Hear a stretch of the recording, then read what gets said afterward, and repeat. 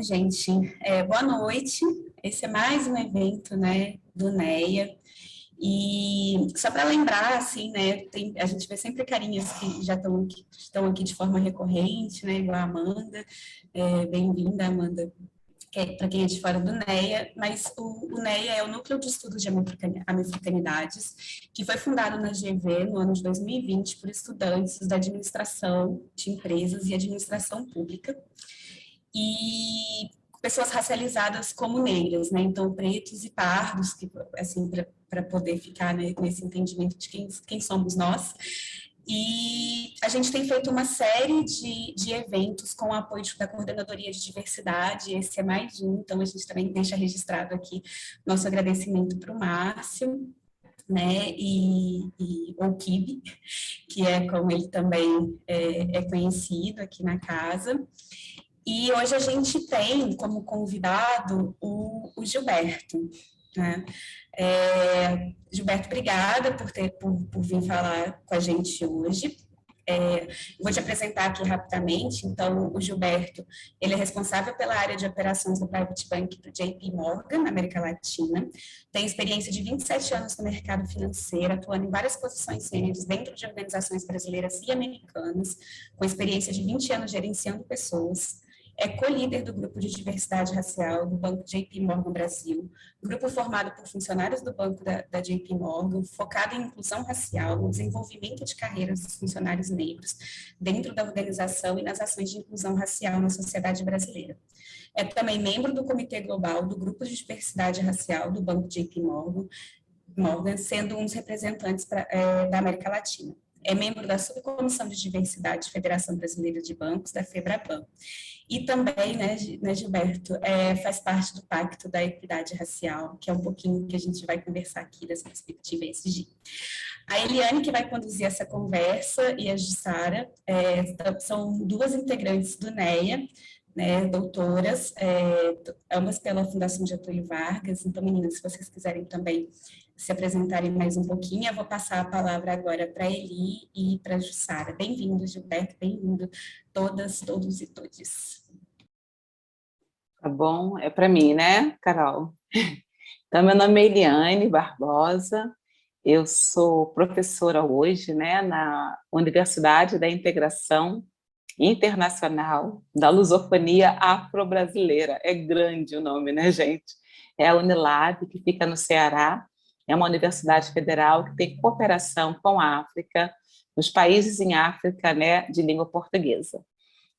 Também hoje nós iniciamos um projeto com o Hélio Santos, Mário Teodoro, Celso Prudente, que é um cineasta, para a produção de filmes, curta-metragens, para educação não formal sobre igualdade racial. Já temos produzido um filme que vai ser lançado hoje, está todo mundo convidado, lá no Belas Artes, é um curta-metragem, lá no Belas Artes, por isso eu estou aqui em São Paulo, às 19 horas, 19h30, dá para chegar lá. Então, aqui é uma antena preta, e eu sou pesquisadora ainda na FGV, continuei com vínculo na FGV, né, pelo CAPG, e lá na Unilab, né, eu sou formada em Ciências Contábeis na graduação, então eu dou aula num curso de Administração Pública, das disciplinas sobre orçamento público, contabilidade, mas tem uma que se chama Relações de Gênero e Raça nas Organizações, e é a disciplina assim, que eu mais gosto.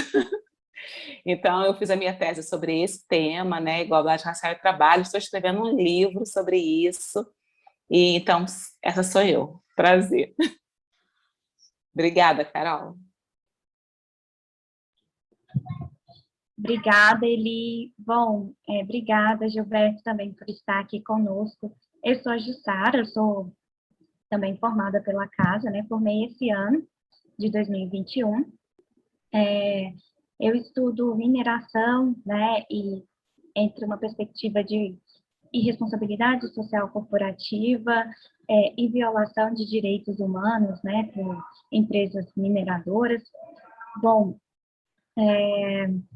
eu também faço parte do NEA aí, junto com o pessoal, junto com a Carol, Vinícius, Eli, todo mundo que está aqui, Josi, Nai, Ellen, né, a Gabi, e é uma honra tê-lo aqui conosco, Gilberto. Bom, Vamos dar início agora, Gilberto. Eu vou só te falar um pouquinho de como a gente estruturou, né, o nosso evento. Bom, a gente teve a apresentação da Carol aí, da Eli, e minha apresentação em torno de 10 minutos, né? E daí, Gilberto, a gente pensou em 30 minutos para você apresentar, né, a sua fala, estruturar a sua fala. E depois a gente também fez algumas perguntas, né, essas perguntas que vão ser divididas entre as perguntas que eu vou fazer e as perguntas que a Eli vai fazer, né?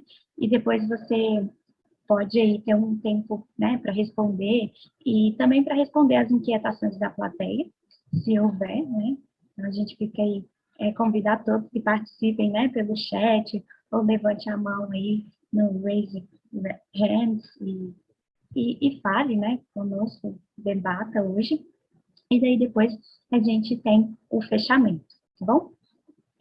Fique à vontade, Gilberto, a palavra é toda sua. Obrigado, Jussara. Primeiro de tudo, pessoal, obrigado por terem me convidado. Isso é um bate-papo. A honra é toda minha estar aqui com vocês hoje, podendo trocar. Eliane, professor Hélio Santos é um lindo, maravilhoso. Fala que eu mandei um beijo para ele. Celso Prudente me ligou ontem para falar sobre o evento hoje do meu lançamento. O professor Celso Prudente é maravilhoso. Infelizmente, eu não estou em São Paulo hoje, eu estou aqui no Piauí, vim visitar minha sobrinha que mora aqui na Piauí, e aí eu não vou conseguir participar, menina, mas Hélio Santos está em São Paulo essa semana e a gente não conseguiu se encontrar para eu dar um abraço nesse lindo, que Eu mando o seu abraço para maravilhoso. ele, Gilberto.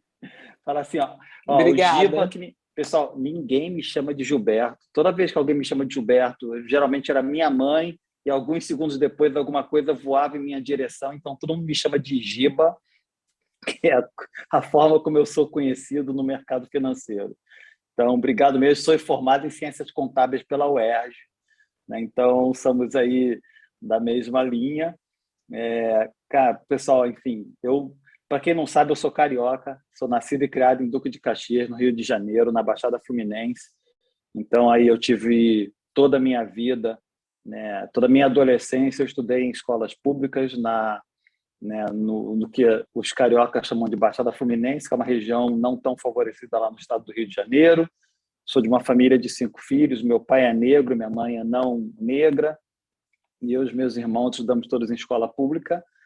Enfim, entrei na vida militar em 1986, quando eu fui para Barbacena, por isso que eu morei em Barbacena há 3 anos, eu estudei na Academia da Força Aérea lá em Barbacena, na Escola de Cadetes, e aí em 1993 resolvi sair da vida militar e entrei no mercado financeiro. Tive a oportunidade de fazer IBMEC, tive a oportunidade de fazer Fundação Getúlio Vargas, estudei na Fundação Getúlio Vargas antes de fazer meu intercâmbio lá fora. Então, hoje, para mim, podendo conversar com vocês sobre o tema racial e principalmente sobre essa nova agenda ESG, enfim, como é que a gente consegue aumentar a equidade racial, não a igualdade social, a equidade social nas organizações, para mim, um momento único e super importante, porque vocês que vão nos ajudar a tocar essa agenda daqui para frente, todas as pessoas maravilhosas, só, né, doutores e doutoras aqui, então isso para mim já é um motivo de muito orgulho. Bom, deixa eu contar um pouquinho como é que funciona esse mix meio maluco, né, de um cara que trabalha no mercado financeiro, que é um dos ambientes menos diversos que as pessoas conhecem, o famoso condado lá na Faria Lima, envolvido com a questão racial. Eu me envolvi com a causa racial mais ou menos uns 10 anos. Há uns 10 anos atrás, eu falei assim, gente, somos assim, muito poucos. Eu olhava ao meu redor, né, enfim, na indústria financeira, quer seja na Faria Lima ou em outro ambiente, eu achava mega estranho. Não tinham quase não tinham quase pessoas negras, principalmente em cargos de liderança. Então, como a Carol super bem expôs, eu trabalho no Private Bank do JP Morgan, onde eu respondo pela área de operações para a América Latina. Então, você imagina um homem negro no ambiente de Private Bank. Não tem quase ninguém, infelizmente. E aí isso me angustiava e foi me preocupando ao longo do tempo. Eu falei, não, eu preciso contribuir para ajudar a resolver esse problema. E aí continuei minha minha vida profissional no mercado financeiro, e aos poucos eu fui conhecendo pessoas, foi quando eu conheci o professor Hélio Santos, o professor Celso Prudente, que me ajudaram, enfim, a entender um pouco melhor de como eu poderia contribuir para a causa racial. Hoje, além de todo o meu trabalho no JP Morgan, além de representar o JP Morgan na subcomissão de diversidade da Federação Brasileira de Bancos, eu sou conselheiro da Vale do Dendê. Para quem não conhece, a Vale do Dendê fica em Salvador, aceleradora de empreendedores negros. Sou conselheiro da Casa Sueli Carneiro. Teve uma exposição da Casa Sueli Carneiro no Itaú Cultural maravilhosa. Sou conselheiro do DIF e agora, recentemente, fui eleito diretor do Pacto de Promoção da Equidade Racial, que é um pouco do que a gente vai conversar aqui hoje. O que eu tenho visto ao longo desses anos, né? O mercado, a indústria, né, veio evoluindo ao longo do tempo com relação à questão racial. Muito bem no início, letramento racial, treinamento de viés inconsciente, sabe aquela questão mais básica? Né? Até para poder dar um pouco de awareness, né? Um pouco de conhecimento às organizações do porquê da questão racial. Né? Eu estava dando uma entrevista no Valor Econômico alguns dias atrás, por conta de um evento que o Pacto teve junto com a B3, eu falei, é engraçado, né? Assim, ninguém é racista, mas ninguém entende por que não tem pessoas negras, principalmente mulheres negras, em cargos de liderança nas organizações. Em um país que não é racista. Aí você ficava assim, não, something's wrong, porque você pensa assim, cara, se não tem nenhum racista nesse país, né, por que não tem pessoas negras em cargos de liderança? Por que não temos, né, grandes empresários, empreendedores, grandes banqueiros negros? Então, alguém tem que explicar isso. E as pessoas demoraram demais, as empresas, a reconhecer que o Brasil tinha um racismo estrutural, institucional gigante. E a gente viveu durante muito tempo o mito da famosa democracia racial, em que o país que não era racista não tinha nenhum racista, tinha racismo dentro dele, né? Então era estranho, você não conseguia fazer esse link. E aí eu venho trabalhando essa agenda, muito no início lá via Febraban, conversando com os outros bancos, como é que a gente conseguiria fazer mais e mais programas para incluir mais e mais pessoas negras nas organizações. Professora Cida Bento, não sei quem conhece Cida Bento aqui, mas Cida vem fazendo um trabalho maravilhoso ao longo dos anos, junto com o CERT, junto com outras organizações, de letramento das empresas. E Cida tem uma participação muito relevante lá na Febraban. A Febraban já vem fazendo um programa com o CERT há anos, de censo racial. Tem empresa que até hoje não sabe o básico, não sabe o tamanho do problema dela. Ela fala assim, eu vou resolver meu problema. Tá bom, qual o tamanho do seu problema? Não sei ainda, mas vou resolver. Assim, cara, se você não sabe nem o tamanho do seu problema, como é que você quer resolver ele? Primeira coisa, vai fazer um censo, vai fazer uma conscientização interna, vai letrar as pessoas, aí depois você vai atacar o problema. Se você não fizer um mapeamento interno, então a gente vem conversando sobre isso ao longo de anos. E aí, né, a maioria aqui de vocês, né, é mais nova do que eu tenho em tempo de mercado financeiro. Então, assim, evoluiu a pauta. Tiveram ações afirmativas, começou lá com o programa de Jovem Aprendiz, eu lembro até hoje. Jovem Aprendiz foram os primeiros programas de ações afirmativas que as empresas lançaram.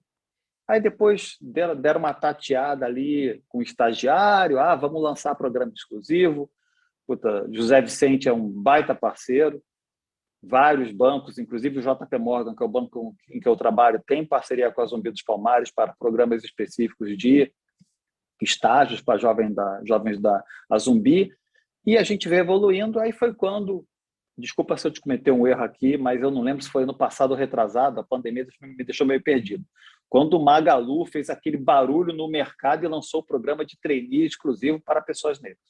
Eu lembro que foi meu Deus, isso pode, isso não pode. E na época, eu lembro que eu conversei bastante com o Tiago Amparo. O Tiago é um querido, é um baita parceiro, um super amigo.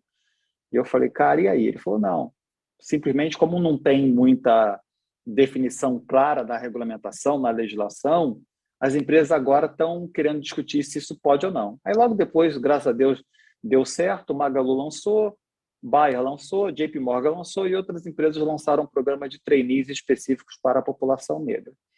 Então veio andando. E com ações afirmativas. O que eu percebi, gente? Eu percebi que a gente precisava dar um salto para depois das ações afirmativas. E por que isso?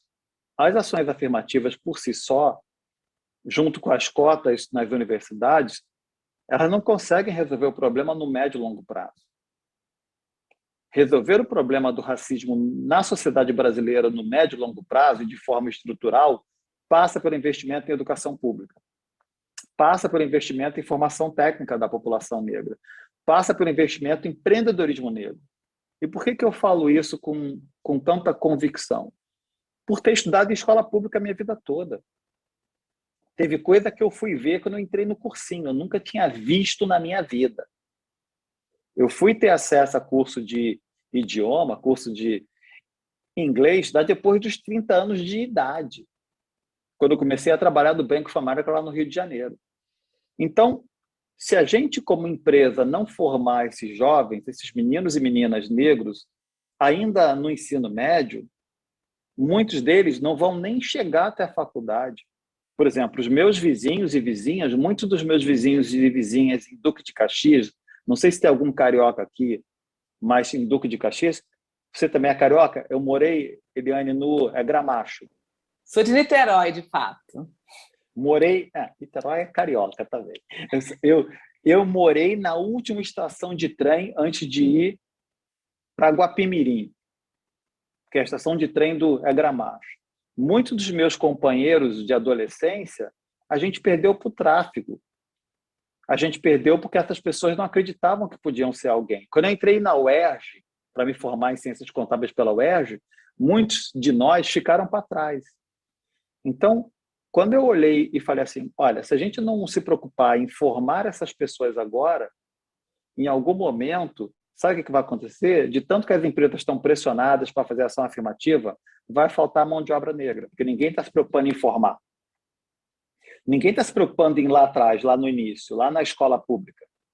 Está todo mundo se preocupando em fazer contratação de jovens na faculdade, mas esquecendo que tem uma galera que a pandemia jogou no abismo e nem conseguiu entrar lá na faculdade. Há mais ou menos 1 ano e meio atrás, o que aconteceu? Theo Vanderlu, olha só, Theo Vanderlu, que é um amigo também, me apresentou um grupo de empresários e filântropos e falou assim, eles têm um projeto que se chama Pacto de Promoção da Equidade Racial, que tem como objetivo alterar o protocolo ISD para criar um protocolo ISD racial. Porque só assim você vai mudar essa conversa no longo prazo. Enquanto as empresas ficarem só nas ações afirmativas, elas resolvem o problema de curto prazo, que é a contratação de mão de obra negra, e geralmente no entry-level, no nível de entrada, não contrata nos níveis mais altos, contrata lá como trainee, estagiário, e não resolve no nível mais alto, porque esses jovens não têm encarreiramento. Eles entram, mas não têm plano de carreira, não têm plano de desenvolvimento. Aí eu falei, olha, eu só vou me juntar a esse projeto se algumas premissas forem superadas. Uma tem que ter protagonismo negro. Não dá para ser um projeto construído por pessoas não negras para resolver um problema para as pessoas negras. Não funciona. Né? É muito importante ter aliados, mas só quem sabe o que passou são as pessoas negras, ou o que passam até hoje. Vide os acontecimentos que toda hora pipocam na mídia. Segundo tem que ter investimento social privado em equidade racial. Vamos passar do patamar de ações afirmativas. A gente tem que sair desse patamar. A gente tem que dar um salto agora. E, por último, tem que ter uma governança e transparência. A gente precisa ter transparência nos investimentos que são feitos pelas empresas. As empresas vão todas no mesmo lugar, investindo no mesmo pote, sempre. Vai todo mundo atrás dos mesmos players. Gente, o Brasil é gigante. Gigante. Tem representantes da comunidade negra em vários lugares do nosso país. E, por último, tinha que ser mensurável. Eu falei assim, chega, tem que começar a mensurar esse negócio. A gente vem ao longo do tempo, desde que teve o evento George Floyd, todo mundo, Black Lives Matter, mas show me the money. Tá bom? É ótimo que você dê um like no Black Lives Matter, mas quando é que você vai investir dinheiro? Como empresa. E foi aí quando começou esse projeto, em que contratamos um grupo de econometristas negros do INSPER e da USP para criar um índice SD de equidade racial, que tem como objetivo mensurar a equidade racial dentro da empresa e comparar isso com a região em que a empresa está inserida. E por que isso? Porque o Brasil é gigante. Se uma empresa fala que ela tem 20% de pessoas negras na sua organização e ela está situada na região sul do país, legal, porque na região sul a comunidade negra deve estar em torno de 18%, 19%. Se ela está situada em Salvador, ela tem um puta gap, porque em Salvador a população negra beira 85%. Então, vamos parar de falar 56%? Porque 56%, gente, é o país inteiro. Né?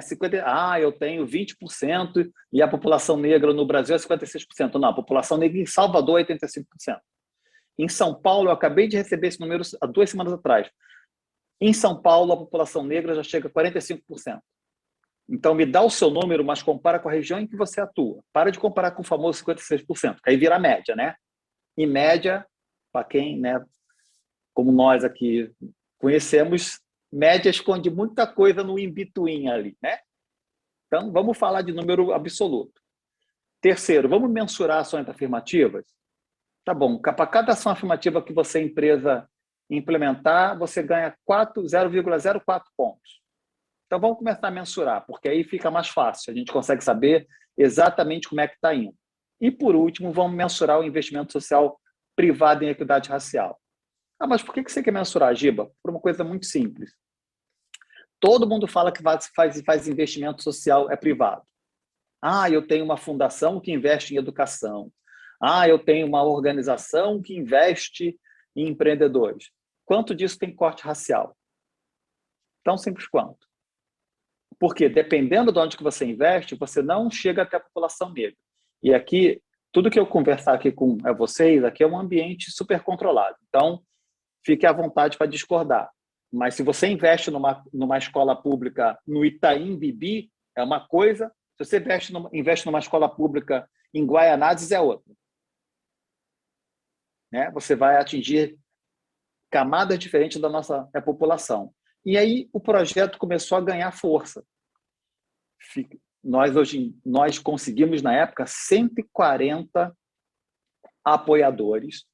Quem participa ativamente da governança do projeto? Adriana Barbosa, da Feira Preta, Selma, do Baobá, professor Hélio Santos é o presidente do nosso conselho, Cida Bento, Daniel do CERT é um dos conselheiros. Então, para a gente, era importante ter pessoas negras dentro dessa organização. E o projeto foi lançado em julho desse ano, e agora teve a Assembleia de Formalização em outubro, em que eu fui eleito diretor responsável pelo Pacto de Promoção da Equidade Racial. Hélio Santos é o nosso presidente. O nosso conselho é formado por 13 conselheiros, sendo, no mínimo, 50% de mulheres. Temos que ser intencionais, pessoal. Metade da população brasileira é composta de mulheres. Como é que pode ter uma organização social em que você não tem representatividade nem da maioria da população brasileira, que são mulheres, e nem da população negra? Tinha que ter essa representatividade, e principalmente mulheres negras. Hoje, o cruzamento raça e gênero joga nossas mulheres negras em um abismo. Elas representam menos de 1% quando você fala de pessoas, de mulheres em cargos de liderança nas organizações. Então, o pano de fundo que eu trouxe para a nossa conversa é: para alterar essa pauta, eu precisava muito do apoio dos investidores e dos acionistas, para que eles pudessem convencer, entre aspas, as empresas a investir na equidade racial. Porque quando você fala de ESG, que é né, uma sigla criada fora do mercado brasileiro, que foi criada na Europa, e ganhou muita força no mercado americano, no mercado brasileiro, o ESG se traduziu em investimento no reflorestamento, né, e na Amazônia, ou no meio ambiente. Ele não se traduziu no investimento num dos maiores gaps da sociedade brasileira, que é exatamente a questão socioeconômica e a questão racial que se cruzam. não é sem motivo que a maioria das pessoas nas comunidades carentes são pessoas negras. Se você for nas comunidades carentes no Rio de Janeiro, ou mesmo em São Paulo, a maioria da população dessas comunidades é composta pela população negra. Então, para mudar essa pauta, o que nós entendemos na época? Eu preciso alterar o protocolo ESG. Eu preciso mensurar esse índice de equidade racial das empresas, eu preciso mensurar as ações afirmativas e eu preciso mensurar o investimento social privado em equidade racial. Então, agora, Jussara, eu vou dar uma parada aqui para tomar uma água, para ver se a gente começa a interagir. Obrigada, Gilberto. Excelente. Eli? Sim, Jussa. Vou entrar aqui já percebendo que das nossas questões, sobre algumas, ele já tocou, né, nessa explanação inicial. Então, Gilberto, nós fizemos um bloco, né, de três blocos, com 2 questões, mas sobre algumas delas, né, em algumas delas, você já tocou, tá? Mas antes eu quero te falar o seguinte, Gilberto, nós 2 viemos do Rio, eu fiz a minha faculdade na UF, na Federal Fluminense, tá? Eu acho que a gente é contemporâneo. Então, eu vou te fazer as 2 primeiras perguntas, assim, o primeiro bloco, para você somente complementar o que você já falou, naquilo que você achar, assim, necessário e conveniente, tá? Tá, Giba? Isso, Giba é melhor. Como e por que, a primeira delas, né? Como e por quais pessoas, grupos, né? O pacto foi idealizado. Essa é a primeira. 2, como foi o processo de construção do pacto? Principais atores e atrizes, tempo desse processo, né? Qual foi o tempo assim que levou? E o que você considera como principais marcos desse processo? Então, esse é o primeiro bloco de pergunta, e a gente teria, assim, você tem aí de 5 a 10 minutos para responder, para complementar o que você já falou. Maravilha. O pacto foi idealizado, ele começou com Jair Ribeiro, que é um ex-empresário do setor financeiro, foi presidente, inclusive, do JP Morgan no Brasil, foi dono do Banco Patrimônio, e ele hoje trabalha na Parceiros da Educação. Ele é um dos mantenedores da Parceiros da Educação e da Casa do Saber. E ele, na época, ele queria criar esse projeto junto com outras pessoas, foi quando me convidaram. E olha que interessante, o Jair conseguiu reunir um grupo de pessoas que conjugava pessoas do terceiro setor, então pessoas representantes de organizações não governamentais, juntava empresários como Gustavo Werneck da Gerdau, juntava pessoas do mercado financeiro como eu e Fábio Alperovitch da Fama Investimento, então ele foi congregando uma série de pessoas e vários representantes do movimento negro. Então, eu consegui levar para esse projeto professora Cida Bento, professor Tiago Amparo, professor Hélio Santos, e aí nós começamos a montar esse grupo de governança, Selma do Baobá, Adriana Barbosa da Fera Preta. Então, ele começou com esse núcleo, Rachel Maia, de governança com várias pessoas que representavam esses setores. Por que da importância de ter essas pessoas que representassem os investidores institucionais, os acionistas, as empresas e também o terceiro setor e a população negra? O pacto tinha que fazer sentido para todo mundo. Ele não poderia fazer sentido só para a comunidade negra, porque aí ia ser mais um daqueles projetos que fica todo ano brigando por orçamento, que são os projetos voltados para diversidade e inclusão. Para quem aqui, eu não sei se alguém aqui trabalha no terceiro setor, mas é complicado, é todo ano pedindo orçamento para as empresas, e as empresas investem bem menos do que elas deveriam. Ele precisava fazer sentido para os acionistas das empresas e também para a comunidade negra, porque não poderia ser algo feito para nós sem nossa participação. Então, teria que ter participação da comunidade negra na época. Como é que ele funcionou? Por que ele demorou 1 ano e meio? Nós fizemos uma série de oficinas com representantes do movimento negro que atuavam em vários setores.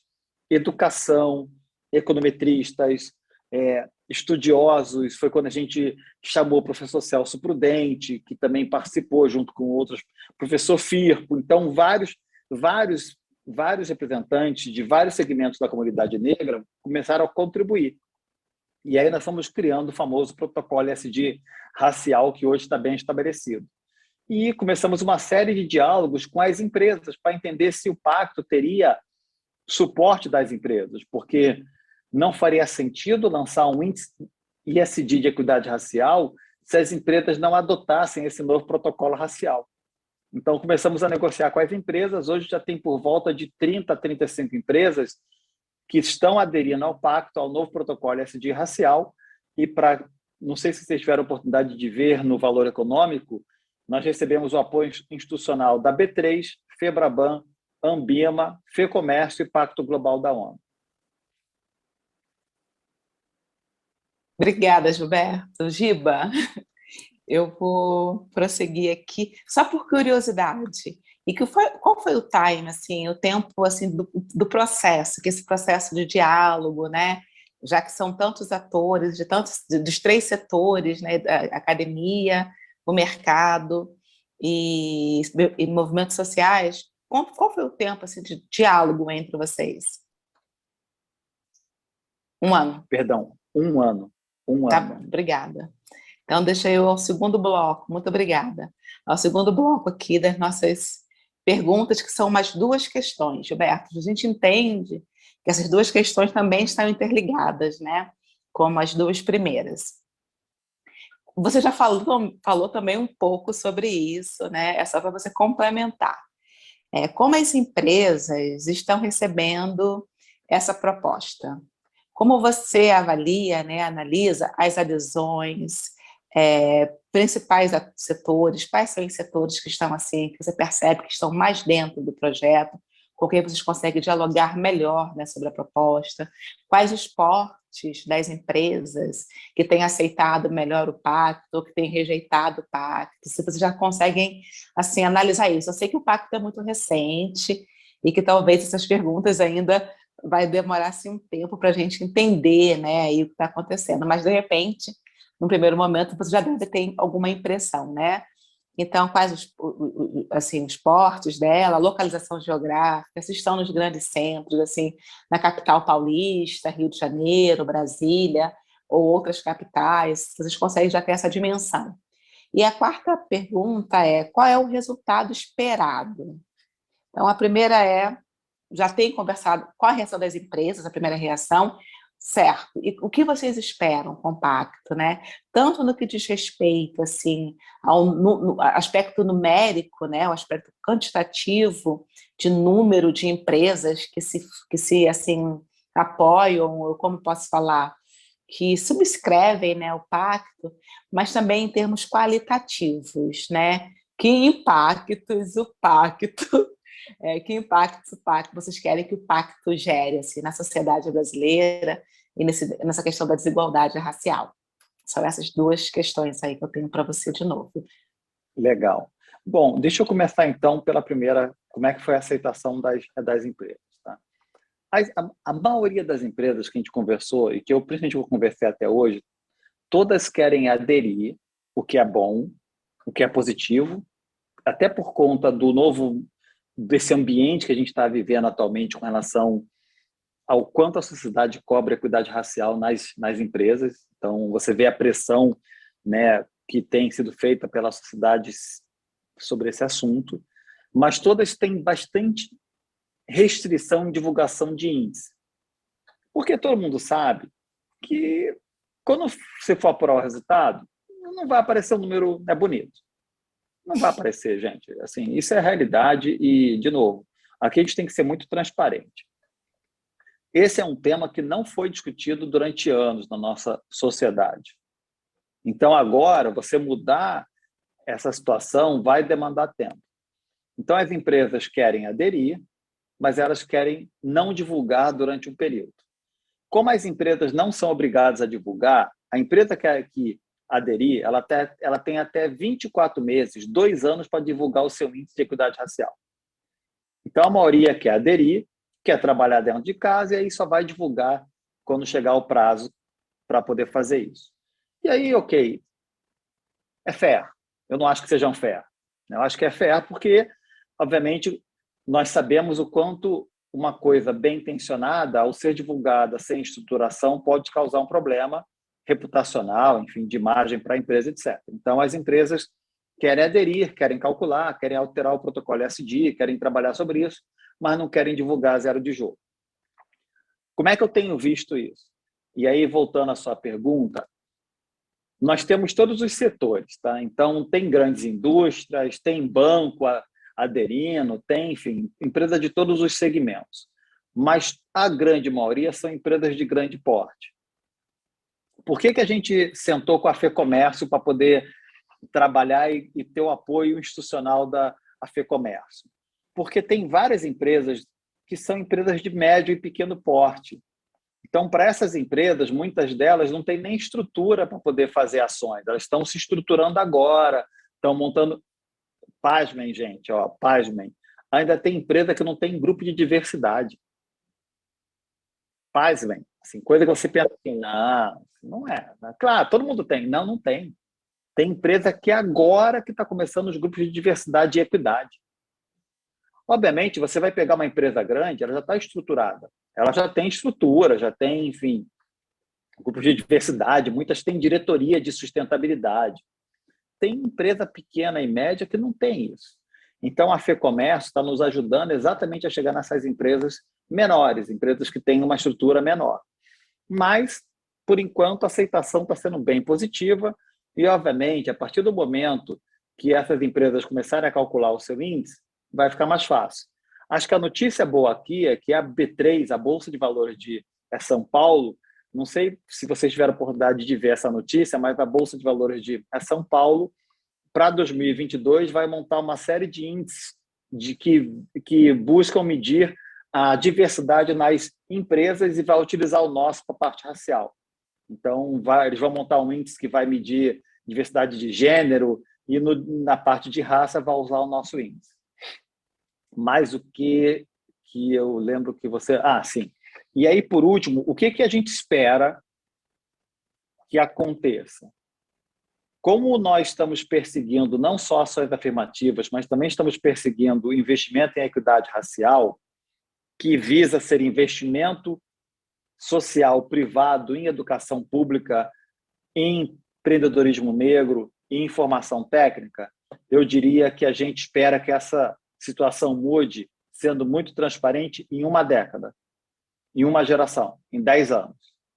Em 10 anos, nós esperamos que, com base no investimento efetuado pelas empresas, na educação pública, na formação técnica e no empreendedorismo negro, a gente tenha uma situação melhor do ponto de vista de equidade racial nas organizações. Obrigada, Giba. Eu peço desculpa a Ju, porque eu vou ter que fazer uma pergunta a outra, Jussara. Desculpa, Gilberto e a Jussara. Só fugindo um pouquinho do script, eu estudei o caso dos Estados Unidos na minha tese, né? Naquela operação toda que houve. Foi uma das coisas que eu estudei. De fato, eu estudei o caso da Febraban, isso que você fala da Cida Bento, né? Que é lá o mapa das desigualdades que eles começaram a fazer a partir de 2008. Estudei esse caso específico, mas para fazer comparação, eu estudei o caso dos Estados Unidos e como os Estados Unidos conseguiram alterar essa realidade de desigualdade racial, de falta de equidade racial no mundo do trabalho. E vi que, ao invés deles colocarem cotas, assim, né, estabelecerem cotas, eles estabeleceram metas, e as organizações podiam fazer os seus planos, cada uma, não tinha a obrigação de contratar 100% de pessoas negras, até porque o número de pessoas negras nos Estados Unidos é bem menor do que no Brasil, é no máximo 14% da população. Mas até parece que tem mais gente preta lá do que aqui, né? Quando a gente vê os filmes, vê as pessoas nas empresas, né? São mais bem representados. Então, eu vi que criou-se duas organizações, duas comissões para fiscalizar e incentivar a contratação e também promoção de pessoas negras na década de 60 e 70, nos Estados Unidos. Então, a empresa fazia o seu próprio plano, submetia essas comissões, dependia se a empresa tinha negócios com os estados ou não. Se ela tinha um negócio com os estados, submetia a uma organização. Se não tinha, submetia a outra. E isso ajudou muito o negócio ir para frente, porque elas prometiam fazer uma coisa, tinham uma meta a alcançar, se não alcançassem, poderiam sofrer alguma pena, não contratar com o Estado, alguma pena qualquer daquela organização, e isso levou, então, elas a irem se superando e criar mecanismos de contratação e promoção de pessoas negras. E aí você falou agora na sua resposta que as empresas estão pedindo aí um prazo, né, 2 anos, para apresentar os primeiros resultados. Aí eu pergunto, vocês no Pacto criaram algum mecanismo de mediação, de diálogo com essas empresas, de dar suporte a elas nesses 2 anos, ou no tempo que elas pedem para se organizar, ou ainda não? O Pacto virou uma associação, né? Então ele é uma entidade não governamental, ele é uma ONG, e aí ele tem uma estrutura que está sendo montada, ele vai ficar, inclusive, sediado fisicamente lá no espaço Preta Hub, para quem não conhece, fica lá no centro, no Vale do Anhangabaú, no espaço lá da Feira Preta, e o Pacto vai dar todo o suporte para as empresas. Uma coisa importante, e obrigado por ter trazido esse item agora, que eu acho que eu não mencionei. A adesão das empresas ao Pacto é totalmente gratuita, sem qualquer custo. 0, nem anual, nem mensal, nem semestral, nada. A única coisa é que a empresa precisa se comprometer a adotar o protocolo ESG racial. Ela não tem que pagar nada para o Pacto, é 0 de pagamento. O Pacto, a associação sobrevive de doações de pessoas físicas e de empresas. Não tem nenhum pagamento de mensalidade, nem de anuidade, nem nada para aderir ao Pacto.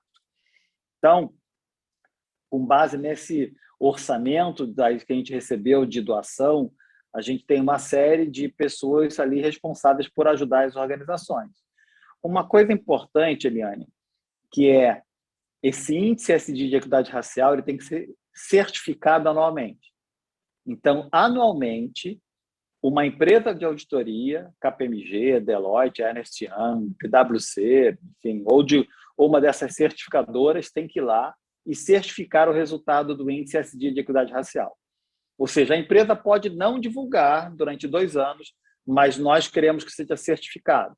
Por quê? Exatamente para evitar aquela situação em que a empresa fala que está fazendo ação e não está fazendo ação nenhuma. Ou ela está fazendo ação e a ação, na verdade, não tem corte racial nenhuma, é uma ação genérica. Por isso que essas ações são certificadas anualmente. Acho que aqui tem uma questão que, para mim, sempre foi muito importante quando eu comecei a participar desse projeto. Tem que ter transparência. Tem que se mostrar exatamente onde se está investindo o dinheiro. Exatamente. Mesma semelhança que tem com o greenwashing, que é quando as empresas falam que estão lá combatendo a emissão de carbono, mas, na verdade, não estão combatendo nada. Aqui do nosso lado, do lado social e do lado racial, a mesma coisa.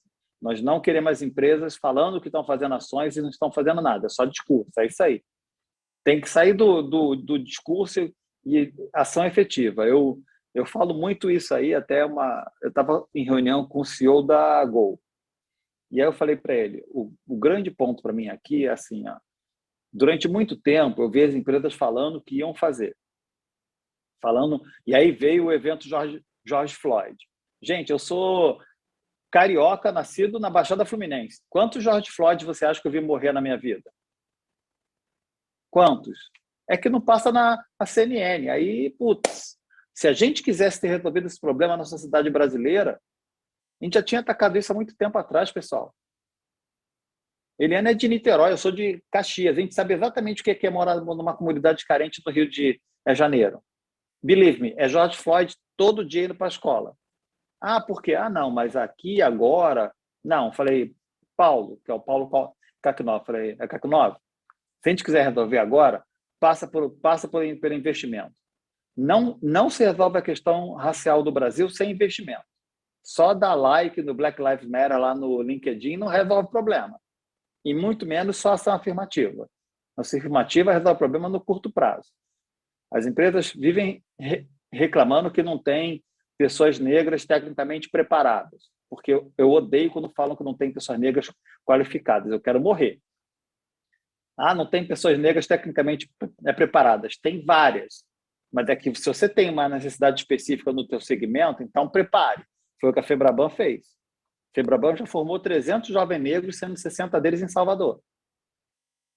Se falta jovem negro tecnicamente preparado para entrar no mercado financeiro, vamos preparar, gente, porque senão não funciona. Idem para as empresas. Então, tem sim, Eliane, tem um processo em que a gente apoia as empresas de forma gratuita para que elas consigam navegar nessa agenda. Porque as empresas querem fazer.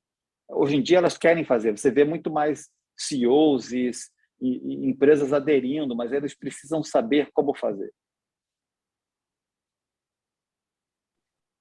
Obrigada, Giba.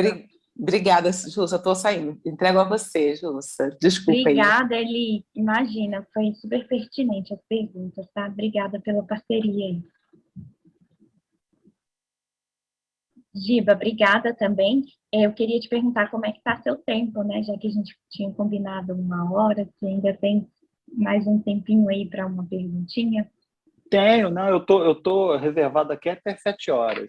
Carol, acho que foi, não sei se foi você que me mandou aqui o convite até as 7, foi você? Foi, beleza.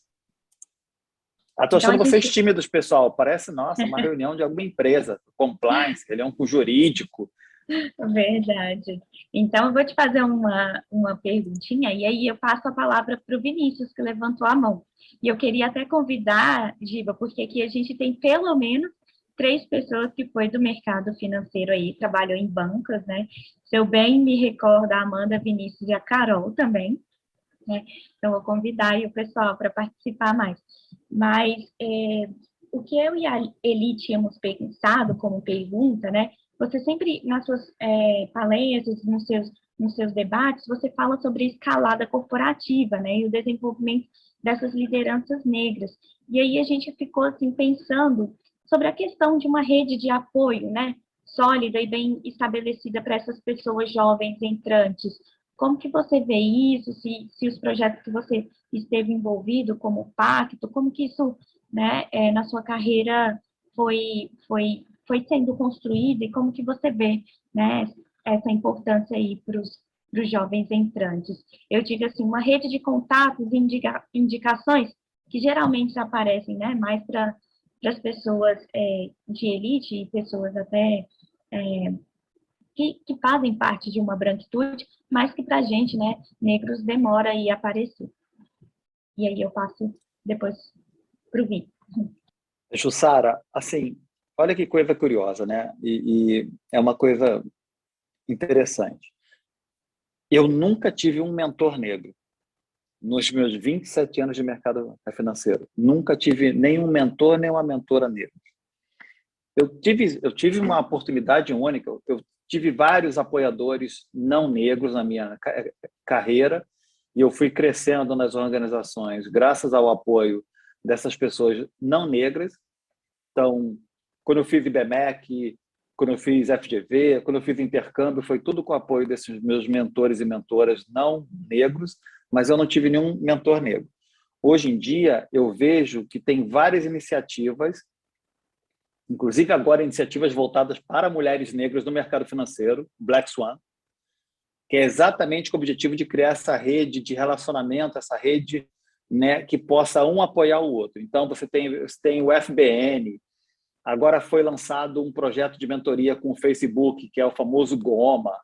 Enfim, você tem uma série de redes se articulando e essas redes estão fazendo com que profissionais mais sêniores nas organizações, profissionais negros, homens e mulheres, venham apoiar jovens que estão entrando no mercado de trabalho. Porque a mentoria, para mim, é uma das coisas mais fundamentais que existe.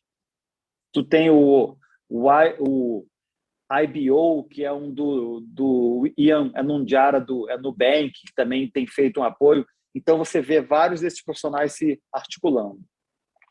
E, obviamente, cada vez mais é importante ter representatividade. Porque se as pessoas não olham para cima e não falam assim, caramba, tem um diretor ou um diretora, um superintendente ou uma superintendente negro ou negra no mercado, Ah, eu também posso. Tem uma pessoa sênior numa organização ou numa indústria, que é uma pessoa negra, eu também posso. Porque quando você não se vê representado lá dentro, dificilmente você vai falar assim, ah, cara, o que eu vou fazer ali? Se não tem nenhuma pessoa negra, por que eu faria agora? Furar essa bolha é muito difícil. Então, eu tenho visto de forma muito positiva essas redes que vêm se articulando, que vêm se formando nos vários segmentos que você vê atuam, não só no mercado financeiro, mas também em outros segmentos que vêm formando aí essa rede de articulação. Obrigada, Bim.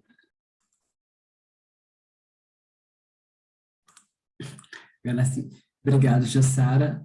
Obrigado, Giba, melhor dizendo, Giba, por contar a sua trajetória. Eu sou ex-banco, trabalhei em investida de banco de private equity, trabalhei em banco comercial também. A minha pergunta é se você vê uma diferença assim, na propensão, né, a aderir ao pacto entre banco de investimento e banco de varejo, se eles estão aderindo no geral, e se você vê que isso tem um poder, um enforcement, né, pela indústria financeira aderir ao pacto, se você vê isso como isso segue um pouco de guia para os demais segmentos, inclusive o segmento de varejo, que tem muito contato com a população e que é essencial que faça parte do pacto também. Obrigado. Pô, Vinícius, boa pergunta, hein? Olha que pergunta bacana.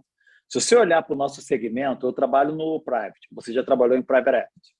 Se você olhar o segmento de banco de atacado, que é banco de investimento, asset manager, private bank, corretora, esse segmento está anos-luz longe da diversidade em inclusão de gênero e raça. Cara, gênero e raça para esses segmentos é um ó, é complicadésimo. O segmento de varejo caminhou melhor. Quando a Eliane fala desse projeto da Febraban, que começou há anos atrás com o Cidabento e o CERT, é no varejo, que é exatamente por conta da proximidade com a população. E aí você, para poder até...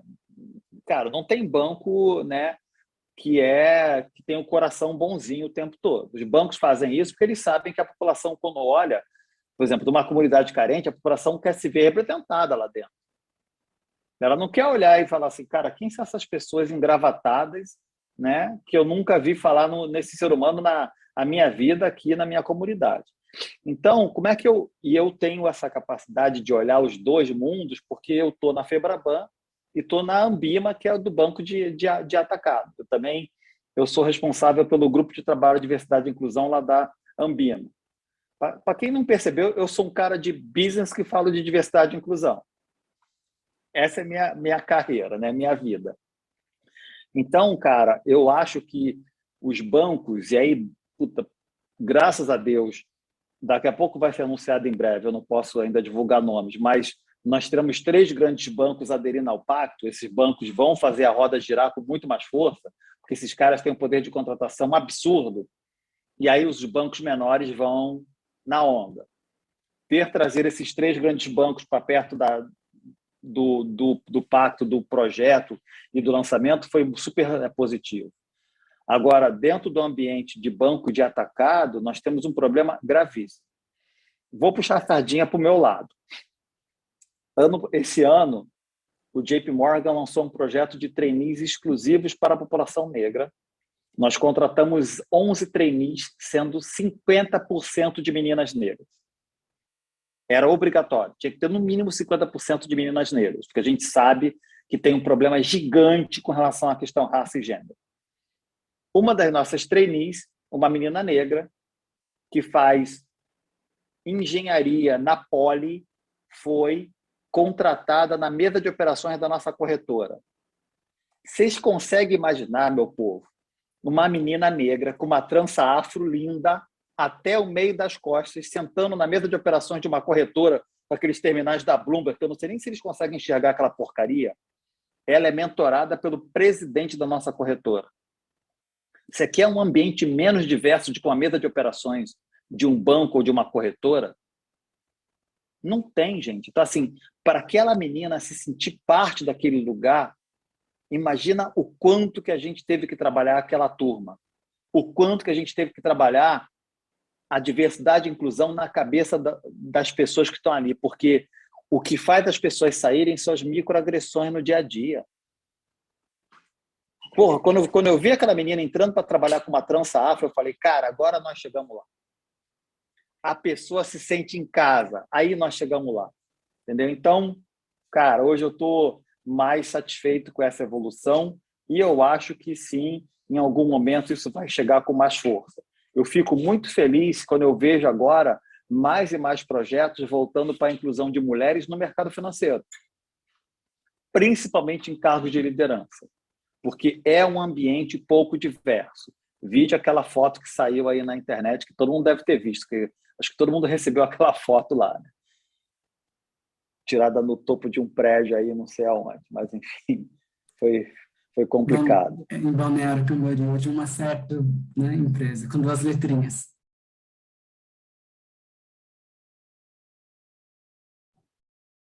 Obrigada, Giba. Obrigada, Vinícius, pela interação. Bom, temos 1 minutinho aí mais da presença do Giba. Por favor, pessoal, se vocês tiverem aí suas perguntas, sintam-se à vontade aí. Carol abriu o microfone? Abrir. Giba, se ainda der tempo, você trouxe uma coisa agora no final, assim, que é muito importante para essas organizações pensarem, né? Essas organizações que foram tão construídas por e para pessoas brancas, né? E você traz as microviolências. E é uma das coisas que a gente discute, assim, né? Não quando a gente chega, a gente é expulso por outros processos, né? Então, não é um sai fora daqui, mas são pequenas coisas que vão desanimando, né? Então, se você puder falar só um pouquinho sobre isso, como que as empresas, então, precisam se reeducar nesse processo, né? Você trouxe que é bem lá no início a questão do letramento racial, mas acho que é isso e mais um pouco, né? Se você pudesse, der tempo ainda de falar sobre isso. Não, dá sim, Carol. É assim, ó, gente, eu vou aqui contar a experiência própria, tá? Imagina um banco americano na Faria Lima. O JP não era nada atrativo para os jovens negros, meninos e meninas. Não tinha gente. Não tinha, e a gente ia falar com os coletivos negros das faculdades, eles não recebiam a gente. A gente falou, gente, temos que quebrar esse vidro, né? Furar essa bolha. Aí sentamos com o José Vicente e com o Rafael Vicente da Zumbi, falamos assim, ó, queríamos fazer uma parceria para lançar o primeiro programa de estágio voltado para jovens da Zumbi dos Palmares. O Zé Vicente falou, tá bom, vamos fazer em conjunto aqui, o JP é um baita banco, vai ser bom para esses jovens. A gente trabalhou durante meses e meses o letramento e a cabeça dos managers, para que eles soubessem lidar com uma situação de pessoas que têm uma realidade de vida, às vezes, totalmente diferente. E a gente monitorava essa turma semanalmente. Sabe por quê, Carol? Porque são coisas que acontecem no dia a dia que, se você não monitorar, você não consegue resolver. Vou dar um exemplo prático. Muitos desses jovens não iam almoçar com os colegas de trabalho. Não iam almoçar. E a gente começou a achar estranho, né? Porque está acontecendo alguma merda, vamos lá ver. O que a gente descobriu? Para quem... Provavelmente a maioria aí conhece a região da Faria Lima. Você vai almoçar na Faria Lima, é 44 pau. No mínimo, 44, 40 reais para você poder almoçar. Esses jovens, muitos deles, dividiam o ticket com a família. Então, o ticket que o jovem recebia, que na indústria financeira não é barato, não é pequeno, ele servia para a família toda final de semana. Então, se ele fosse almoçar com os colegas de área, né, de lugar, ele gastava todo o dinheiro em uma semana e aí a família perdia o ticket. Então, a gente acabou tendo que trabalhar com os managers com relação a isso. Outra questão foi o cabelo. Muitos gestores não sabiam lidar com o cabelo afro. Então, né, os meninos com aquele cabelão afro e as meninas com trança afro, a gente teve que trabalhar os gestores para saber como lidar com isso, porque eles não sabiam e aí queria... Obviamente, aqui, a gente sabe que as pessoas elas não fazem isso, às vezes, por mal, mas o pessoal queria botar a mão na trança, perguntava, posso ver o seu cabelo? Posso tocar o seu cabelo? E aí você tinha que, gente, olha, aí tinha que explicar, tinha que trabalhar. Então, a gente foi trabalhando isso, e aí sim, quando a gente entendeu que a equipe estava totalmente pronta, aí a gente foi aumentando a parceria para trazer jovens de outras universidades, não só a Zumbi, abrindo banco para esses jovens, e começou a ganhar tracking. Hoje em dia, nós temos jovens estagiários e trainees de várias universidades. A Zumbi é só uma das parceiras. Mas são essas agressões, pequenas agressões, que acontecem no dia a dia. Exemplo do caso do Google.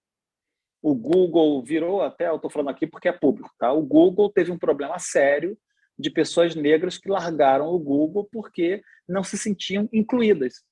Então, você traz as pessoas, só que como você não preparou os managers e você acha que o fato do CEO falar que ele quer contratar resolveu o problema, mas não é o CEO que está ali no dia a dia, e aí esses jovens meninos e meninas não se sentem incluídos, que é um pouco do que eu falei para o Vinícius agora, que é o ambiente de banco de atacado. Se você olhar dentro do mundo de private bank, você tem pouquíssimas pessoas negras. Por quê? Porque é um ambiente totalmente diferente. Entendeu? Porque é um ambiente em que é muito mais complicado para esses jovens meninos e meninas se sentirem parte desse mundo. Então, para você quebrar essa bolha, tem que trabalhar muito esse treinamento de viés inconsciente, esse treinamento contra as microagressões.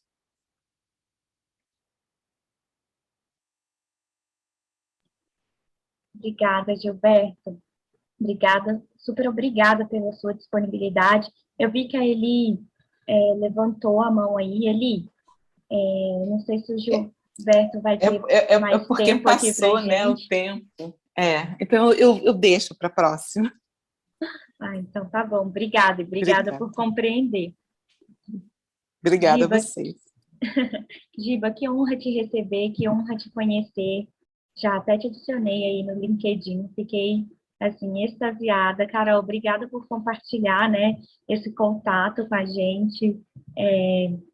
Corações mesmo, né? É muito bom ouvir tanta potência e tanta experiência, né, a ser compartilhada conosco, né, no nosso dia a dia. A gente sabe dessas microagressões aí, tem muita gente comprometida. Agradeço a presença de todos vocês aqui, pessoal do NEA, né, pessoal que também aí é assíduo ao NEA, né, apesar de não fazer parte. Muito obrigada pela presença de todos vocês. E a gente finaliza por aqui.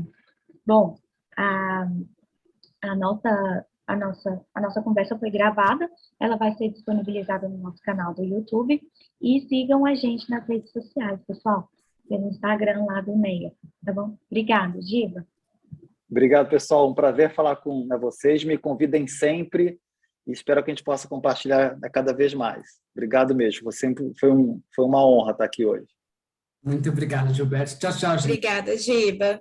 Obrigada, tchau, Giba. pessoal. Até a próxima. Tchau, gente. Tchau, tchau. Tchau, tchau.